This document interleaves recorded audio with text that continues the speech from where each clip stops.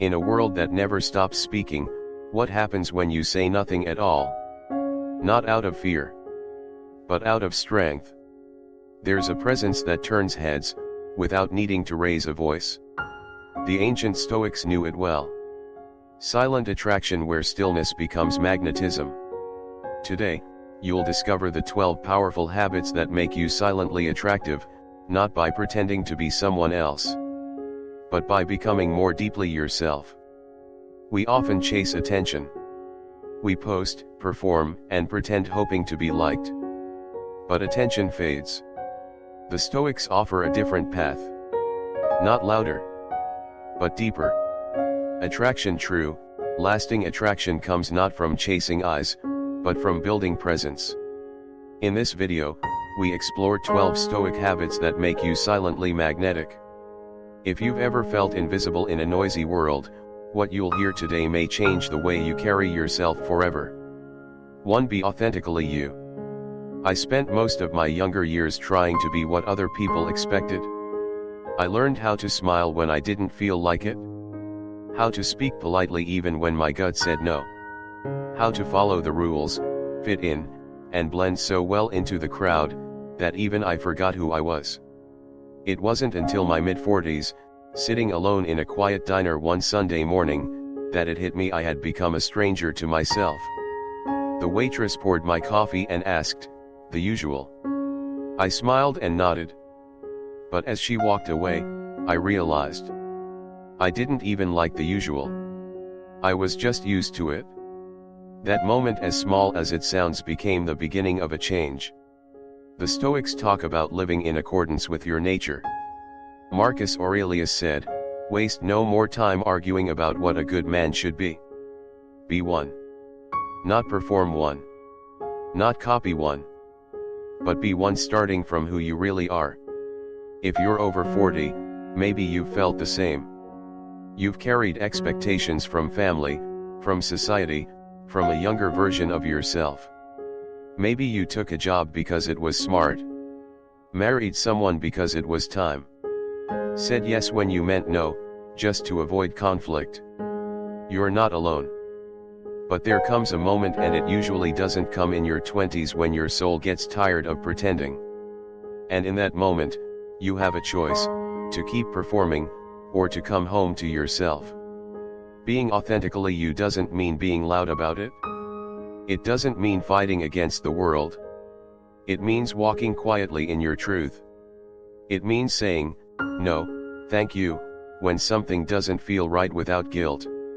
It means dressing how you feel comfortable, not how others expect. It means listening to your inner voice, even if it's quieter than the noise around you. Let me give you an example. A friend of mine, Jim, retired early. He had the money, the freedom, and for once, the time. But for months, he felt lost. He said, "I don't know what I'm supposed to do anymore." And I told him something I wish someone had told me earlier in life: you're not supposed to do anything. You're supposed to be someone real. Now Jim wakes up at 6 a.m., takes long walks with his dog, carves wood in his garage, and reads books he actually enjoys. Not because it's impressive, but because it's true. And you know what? He's never seemed more alive. When you start living authentically, something quiet but powerful happens. People notice. They might not say anything, but they feel something. They feel your calm. They feel your clarity. And in a noisy world, that's magnetic. In the last video, we talked about how silence can speak louder than words. Now you know what truly gives that silence power, is truth. Your truth. So before we go into the next habit, dressing with purpose, remember this: style without authenticity is just costume. But when you start from who you are, everything you wear, say, and do begins to feel like home. And that, my friend, is where silent attraction begins. Not in how you look, but in how deeply you're living your truth. Be authentically you. Not because the world needs another version of someone else, but because the world is quietly waiting for the real you to show up. To dress with purpose, not to impress. After I started living more honestly with myself, I began to notice things I'd never paid attention to before. Like the way I dressed. Not because I wanted to look stylish, but because for the first time, I wondered, does this feel like me? There was a time when every shirt I owned was picked to please someone else. To look professional. To fit in at the office. To meet someone's expectations. I never asked, do I feel good in this? Do I even like it? It sounds trivial, but it's not. Because every choice we make, even the clothes we put on, is a reflection of the relationship we have with ourselves. The Stoics believed in simplicity and intention. Epictetus said, know first who you are, and then adorn yourself accordingly. They didn't care about fashion. But they cared deeply about authenticity and self-respect. And that includes how you present yourself to the world. Let me tell you about Martha.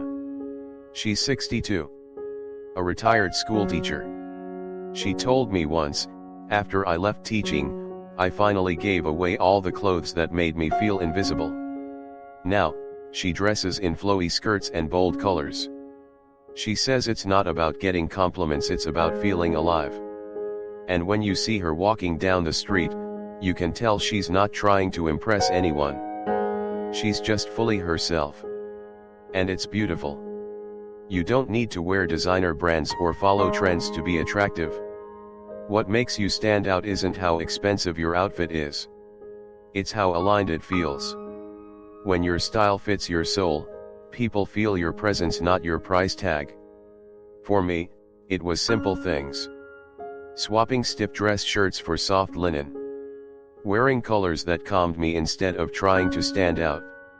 Choosing comfort, not for laziness, but because I wanted to feel grounded. Now, I dress like someone I respect.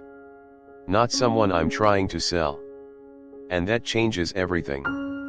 This ties directly into our last lesson: when you know who you are, you stop performing. Now, you're simply expressing. Your clothes become part of your story, not a mask to hide behind, but a mirror that reflects who you've become. So ask yourself gently, when I open my closet, do I feel peace? Or pressure? Because dressing with purpose isn't about being impressive. It's about feeling in harmony with yourself.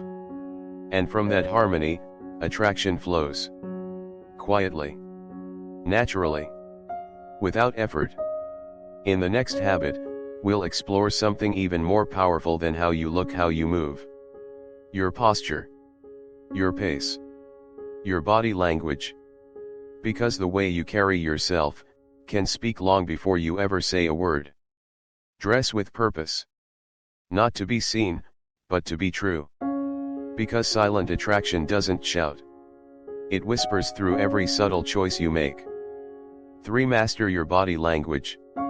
The first time I noticed it, I was standing in line at the bank. There was a man ahead of me, probably mid-50s. He didn't say a word. Didn't smile. Didn't even look around. But there was something about him. The way he stood upright, relaxed, calm. The way his hands rested by his sides, not fidgeting, not folded. The way he nodded gently at the teller, not overly polite, not cold, just present. And somehow, everyone noticed him. He didn't demand attention. But he had it. That was when I began to understand, our bodies speak. Even when we don't. The Stoics knew this. They believed that how you carry yourself on the outside is a reflection of who you are on the inside. And if you're full of noise, insecurity, anger, tension, it shows. But if you've cultivated stillness, presence, strength, that shows, too. I used to hunch my shoulders without noticing. My arms crossed when I felt uncertain. And when I walked into a room, I did it quickly, as if I didn't want to be seen. But once I started practicing what the Stoics call awareness of self, I began to slow down. To notice my posture. To take up space without apology. Not in a boastful way, but in a grounded way. Here's something I do now and you can try it, too. Next time you walk into a room, pause at the doorway. Take one calm breath. Stand tall. And enter with intention, like someone who belongs there, because you do. You'll be surprised how differently people respond. Your posture tells others how you feel about yourself. Your eye contact shows whether you're truly present. Your facial expressions reveal your inner weather. Soften your eyes. Breathe through your belly. Unclench your jaw. When you do that, you become magnetic without ever saying a word. One of the most powerful things I learned from practicing this, you don't have to chase attention. You just need to align your body with your presence.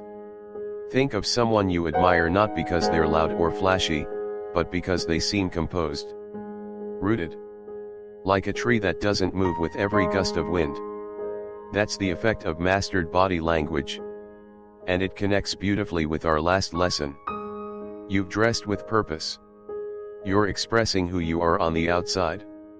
Now, take it a step deeper, let your body carry that same truth. Because before people hear you, they feel you.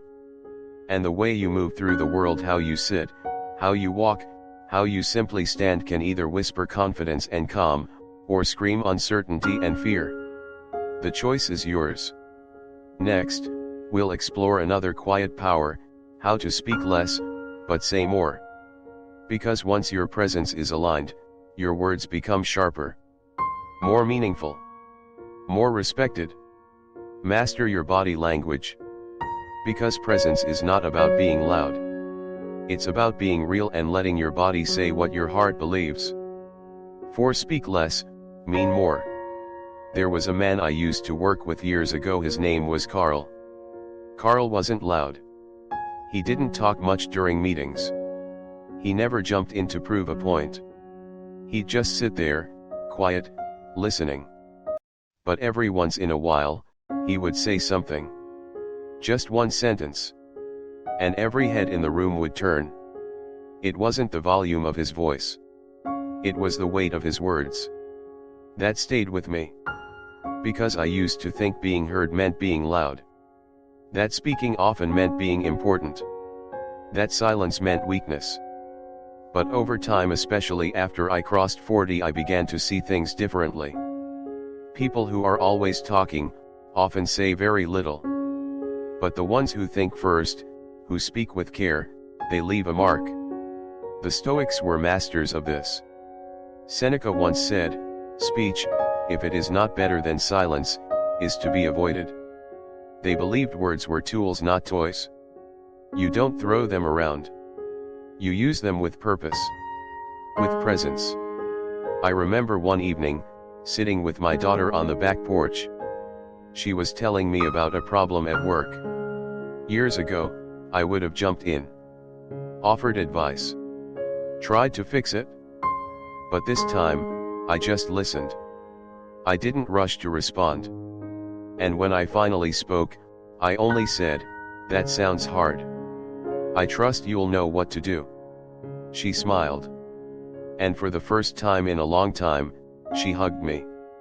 Not because of what I said, but because I didn't try to say too much. You see, people don't need you to fill the silence. They need you to be present in it. They don't remember your long speeches. They remember the one thing you said at the right time, with the right heart. It connects directly to our last lesson. Your body already speaks. Now let your words catch up. Let your speech reflect your values, your patience, your understanding of the moment. Try this. Next time you're about to speak, pause. Ask yourself, is what I'm about to say true? Helpful? Kind? And if it's not all three, let it pass. There's power in restraint. There's grace in quiet. And there's deep respect in giving people the space to be heard before you speak. This doesn't mean staying silent forever. It means choosing your words like you would a gift wrapped in thought, delivered with care, and offered without ego. Because when you speak less, but mean more, your voice begins to matter. In our next habit, we'll go even deeper into that silence. Not just how to use fewer words but how to own your silence with calm and confidence. Because sometimes, the loudest message you'll ever send, is the one you never speak at all. Speak less. Mean more. Let your words carry weight. Let your silence carry presence. And let the world lean in, because you don't need to shout to be heard. 5. Own your silence. There was a time in my life when silence made me uncomfortable. I thought it meant something was wrong. That I had to say something, anything to fill the space. But as I got older, I started to notice something: the people I admired most weren't the ones who always had something to say. They were the ones who were completely at peace in their quiet. They didn't fidget. They didn't rush to speak. They just were. And everyone felt it. There's a kind of power that only grows in stillness. A calm that doesn't ask for attention, but holds it effortlessly. That's what the Stoics understood. That's what Marcus Aurelius practiced in his private journals. And that's what I've been learning to embrace slowly, but surely. I remember one afternoon, waiting in the doctor's office with my son. The room was full. Phones buzzing. People coughing. Kids crying. My son leaned over and asked, "Why aren't you on your phone?" I smiled and said, "Because I'm okay just sitting here." He looked confused. Then looked around, and slowly put his own phone away. We sat there, together, in silence. Not awkward. Just present. When you own your silence, you stop fearing it. You stop running from it. You start living with it. You realize you don't need to perform, or explain, or fill every moment. You can just be and let the moment speak for itself. In a world addicted to noise, silence is rebellion. It's self-respect. It's strength. It's clarity. Think about the last time someone asked you a difficult question. Were you quick to answer? Did you feel pressure to respond instantly? Or did you take a breath, and give space for your thoughts to settle? That pause, that breath, that's the difference between reaction and wisdom. Owning your silence doesn't mean avoiding conversation. It means choosing when to speak and when to let the silence do the work for you. It means being grounded enough to hold space, even when others can't. It's connected deeply to our last habit: speak less. Mean more. Now, take it one step further: say nothing, and still say everything. Try this sometime. Next time you're with someone, and there's a pause in the conversation, don't rush to fill it. Just sit with it. Breathe. Let the moment breathe, too. You'll be amazed at how much intimacy grows when words step aside. And when people know that you're not afraid of silence, they begin to trust your words even more. Because they know you've earned them. In our next habit, we'll explore how presence isn't just felt through words or quiet, but even in something as subtle as the scent you leave behind. Because sometimes, the most unforgettable impressions linger quietly in the air long after you've left the room. Own your silence. Don't rush to speak. Don't fear the quiet. Let your stillness be your signature. And let the world adjust to your calm. 6. Have a signature scent. They say memory is strongest through smell. And I believe that. Because even now, if I catch a trace of lavender and leather, I'm instantly brought back to my grandfather's old study. I was just a boy. He never said much.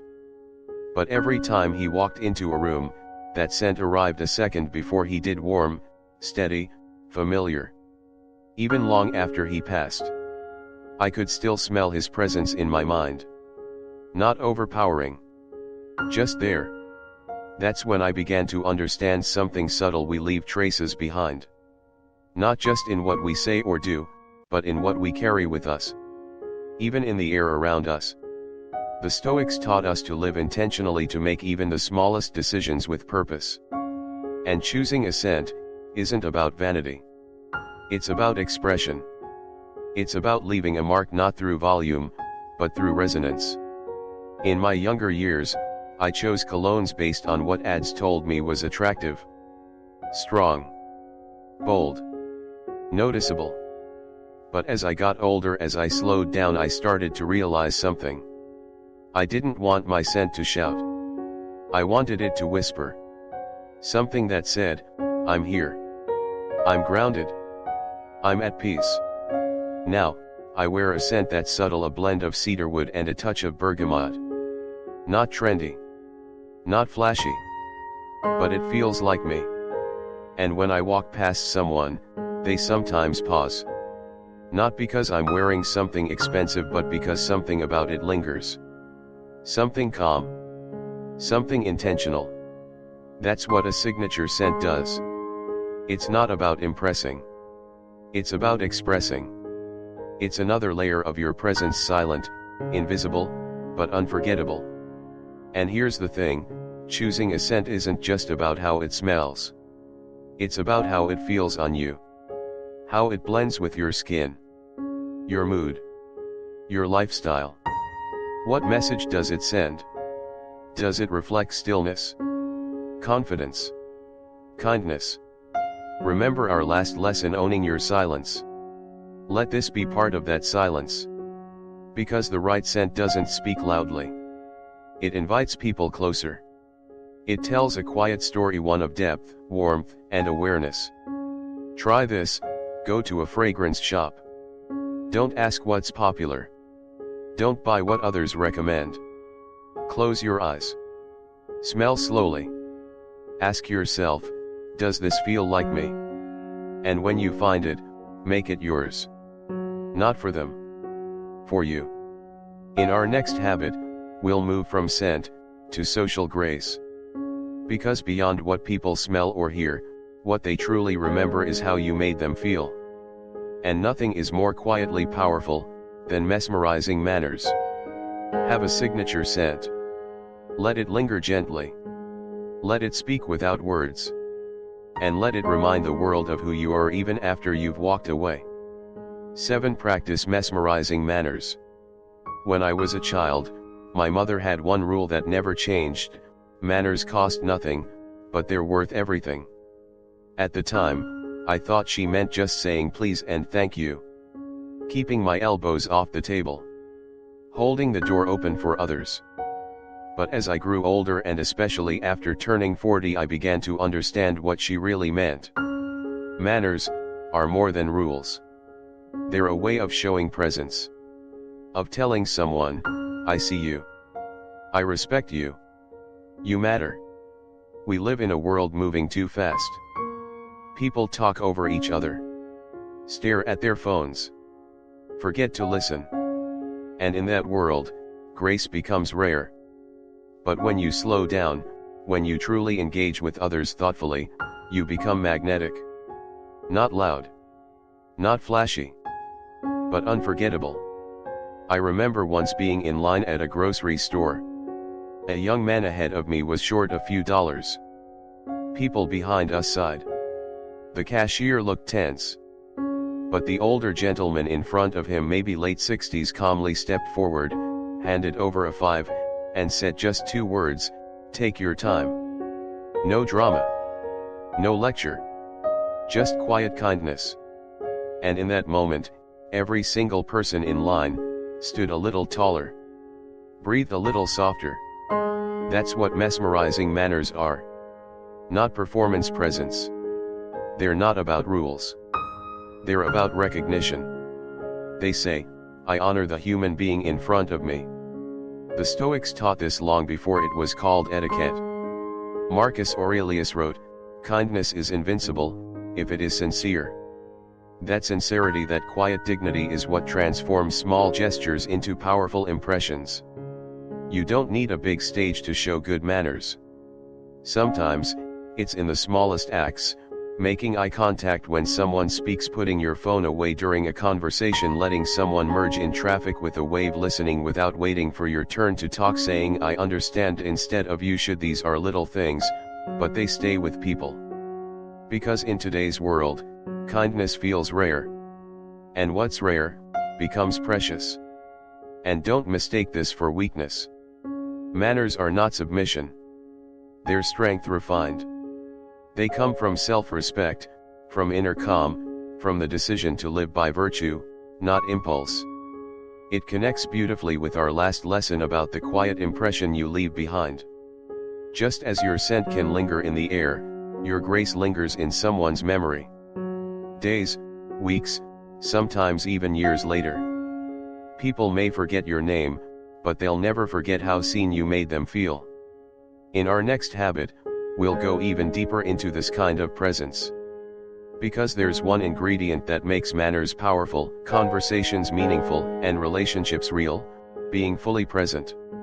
And in a distracted world, that might just be your most attractive trait. Practice mesmerizing manners.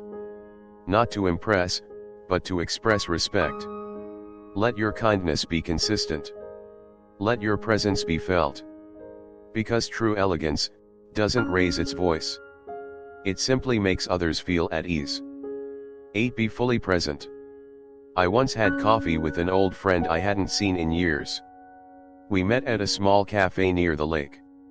It was the kind of place where time slows down, at least, it's supposed to. But about 10 minutes in, I noticed something. He kept checking his phone. Replying to messages. Scrolling when I spoke. Nodding, but not really listening. At one point, he looked up and said, "Sorry, go ahead, what were you saying?" I smiled politely. But inside, something sank. You see, I wasn't looking for attention. I was just hoping for presence.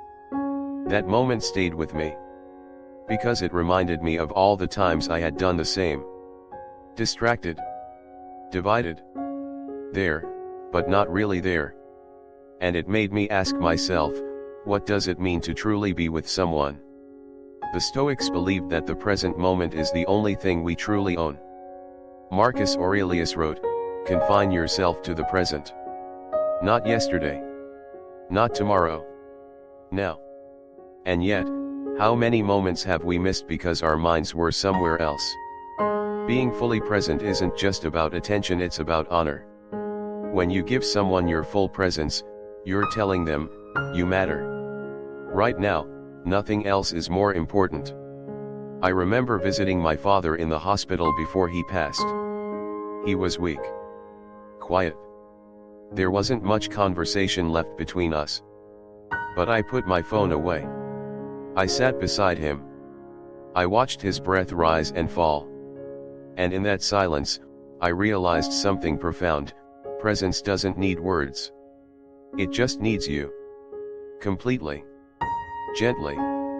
Now.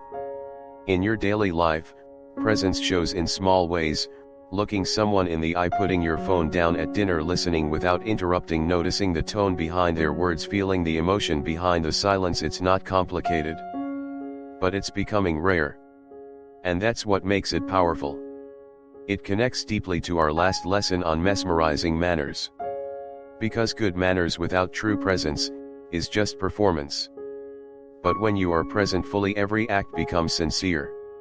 Every moment becomes meaningful. If you want to practice this, try a simple challenge: for one full conversation today, be 100% present. No distractions. No mental to-do list.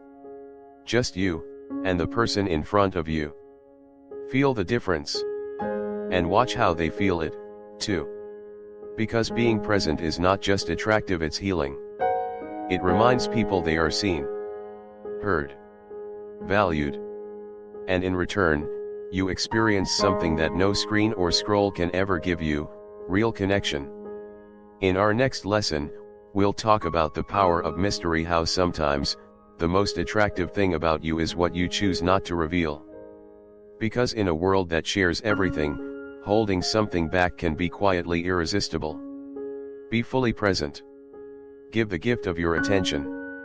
Let people feel seen in your silence. Because in the end, the present moment is all we truly have, and the most beautiful ones are the ones we fully live in. 9. Maintain a touch of mystery. A few years ago, I met a man at a dinner party. He wasn't the loudest in the room. He didn't dominate the conversation. But something about him pulled people in. He'd listen more than he spoke. And when he did speak, he never overshared. His words were thoughtful, measured, and always left you wanting to know just a little more. He had this quiet confidence. Not arrogance. But a stillness that made you wonder, who is this man, really? And I'll be honest, I envied that. Because I used to think that being open meant saying everything. Telling my whole story. Explaining myself until no questions were left. But what I've learned, especially after 40, is that not everything needs to be said. Not every corner of your soul needs to be lit for the world to see. The Stoics taught us to value what is internal. To guard our thoughts. To choose when and what we reveal. Epictetus said, "Know first who you are, and then adorn yourself accordingly." And part of that adornment is knowing when to let silence speak for you. You don't have to be mysterious to manipulate. You can be mysterious to protect what's sacred. To honor the depth of your own life. There's beauty in withholding. Not out of fear, but out of choice. I remember talking to a younger colleague. He asked, "What's your 5-year plan?"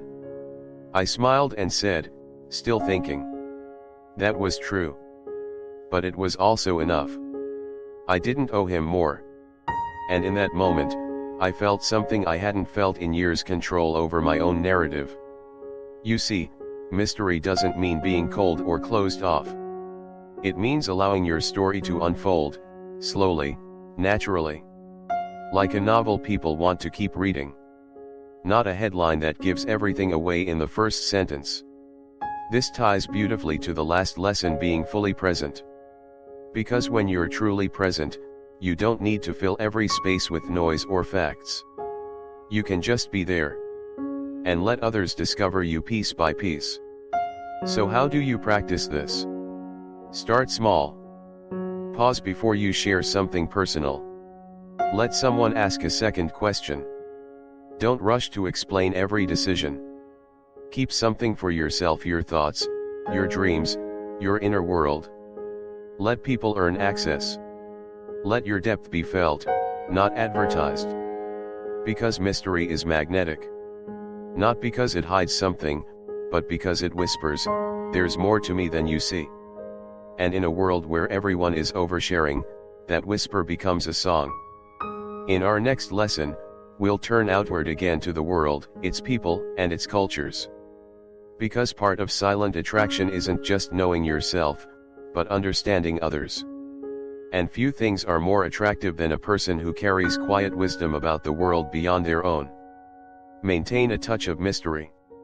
Not to play games, but to preserve what's precious. Let people wonder. Let your story unfold slowly. Because your silence is often more powerful than your explanation.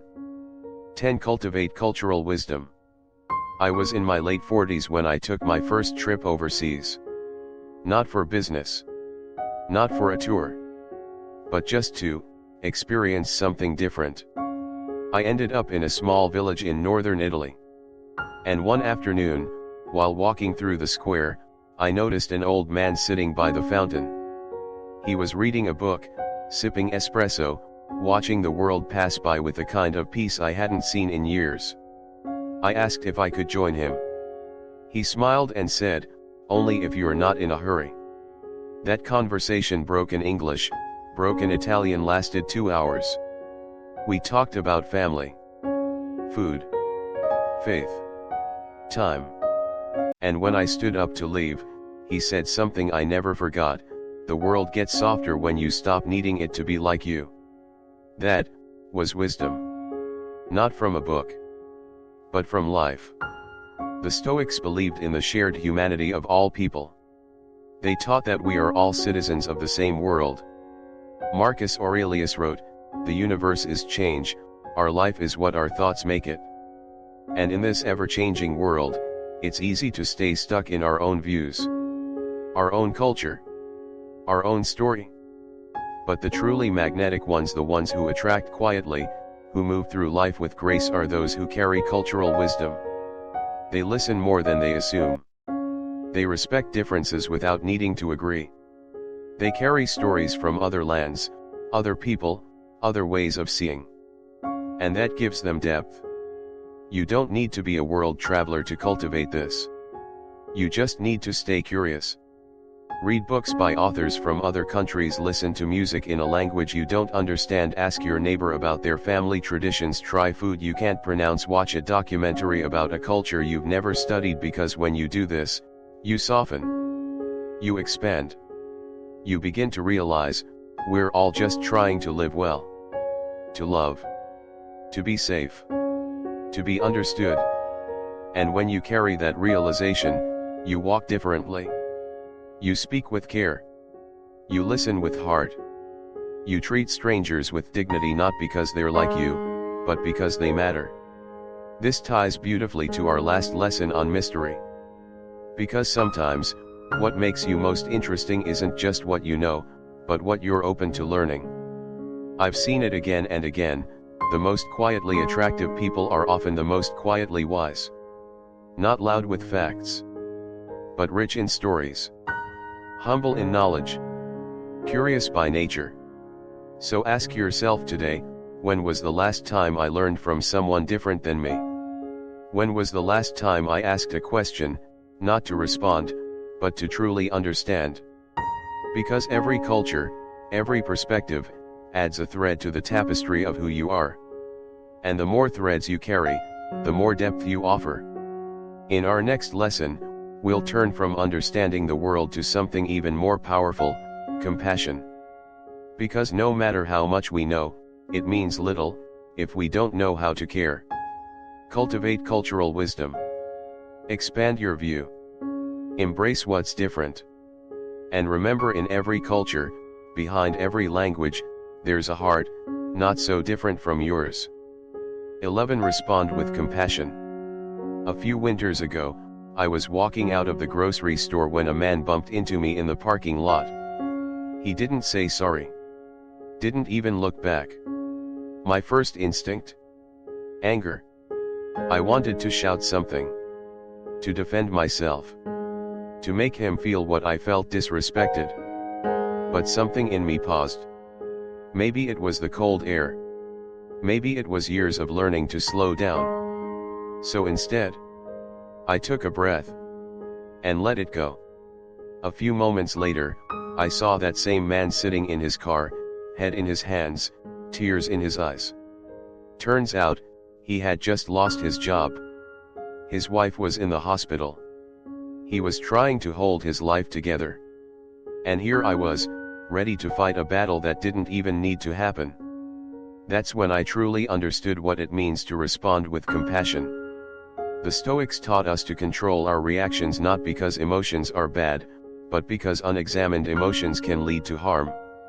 Seneca wrote, "Wherever there is a human being, there is an opportunity for kindness." And as I grow older, that truth becomes clearer. Because the older we get, the more we realize, everyone's carrying something. A loss. A fear. A wound from years ago that still hasn't healed. We all wear masks. But underneath, we're not so different. Responding with compassion doesn't mean being soft. It means being strong enough to stay kind when it would be easier to be cruel. It means choosing to understand before reacting. I once worked with a woman named Claire. Sharp, brilliant, and often harsh. She had a way of cutting people down in meetings. One day, I gently pulled her aside and said, "You okay?" She looked surprised. Paused. And said, "No one's asked me that in years." We talked. She cried. And from that day on, something softened. Not because I solved anything, but because I didn't fight fire with fire. I offered water. This lesson connects deeply to the last one about cultural wisdom. Because compassion requires more than knowledge. It requires heart. It asks us to step into someone else's shoes, even when it's inconvenient. So the next time someone snaps at you, or forgets to say thank you, or seems cold, ask yourself, what might they be carrying today? And then, choose kindness anyway. Because in a world where everyone is busy protecting themselves, compassion becomes a quiet superpower. It disarms, heals, and attracts in a way that force never can. In our final lesson, we'll explore something that's often overlooked but incredibly powerful: joy. Because laughter, even the quiet kind, isn't just light-hearted, it's life-affirming. And nothing draws people in like someone who can find peace, and still smile through it. Respond with compassion. When in doubt, be kind. Not because others always deserve it, but because you deserve peace. And kindness is the kind of strength the world remembers. 12. Find strength in joy and laughter. I used to think that wisdom meant being serious all the time. That if you were grounded, thoughtful, composed, you didn't laugh too loudly. You didn't joke. You didn't smile unless it was appropriate. But the older I get, the more I realize, joy isn't weakness. It's survival. There's a photo I keep in my office. It's me and my son, both laughing so hard we could barely breathe. It wasn't a special day. We didn't plan it. I think we were just making pancakes and burned one so badly it looked like a shoe. But when I look at that photo now, I see something deeper than just fun. I see presence. I see freedom. I see strength. Because in that moment, nothing else mattered: not the bills, not the job, not the past, not the future. Just life. Raw. Silly. Beautiful. The Stoics weren't emotionless. That's a myth. They valued joy. They simply believed that true joy comes from within, not from possessions, not from status, but from living in harmony with who you are. Seneca wrote, "The wise man is full of joy, even in the face of sorrow." That's the kind of joy I've learned to seek. Not the loud, fleeting kind, but the quiet kind. The kind that lives in the corners of an ordinary day. The kind you don't post on social media, but you carry with you for hours afterward. Because joy is strength. To laugh even when life is heavy means you haven't given up. To smile when the world tells you to worry means you've reclaimed something unshakable. And laughter? It's a bridge. It connects us, disarms us, heals us. Some of the deepest conversations I've ever had started with a shared laugh. It lowers our guard. It reminds us we're human, that we're still alive, still feeling, still here. This final lesson brings together every habit before it. When you live authentically, joy follows. When you're present, you notice the humor in small things. When you treat others with compassion, laughter becomes easier. When you own your silence, your laughter becomes even more sincere. So give yourself permission to be light, to be warm, to laugh, not in spite of life's struggles, but because you've lived through them, and still have room for joy. Try this today. Find something that makes you laugh. A silly video. A funny memory. A moment with someone you love. Let it lift you. Let it soften you. Let it remind you that you're more than your burdens. Because silent attraction isn't just about mystery and calm. It's also about joy that doesn't need permission. A smile that's honest. A laugh that says, "I'm alive. I'm okay." Find strength in joy and laughter. Not because life is perfect, but because you're learning to embrace it just as it is. And in that embrace, you become magnetic. Effortlessly. Naturally. You fully alive. The most magnetic people aren't the loudest. They're the clearest. The calmest. The most aligned with themselves. And that kind of presence can't be faked. If any part of you longs for this presence without pretense, then begin today. With silence. With stillness. With small choices. Let the world feel you, not because you're shouting, but because you're becoming. Direct hit if this video resonated with you. Subscribe to join others walking this quiet, powerful path. Let silence be your superpower. Backhand index pointing right. Next watch, 10 Stoic Principles to build self-discipline, so nothing can control you.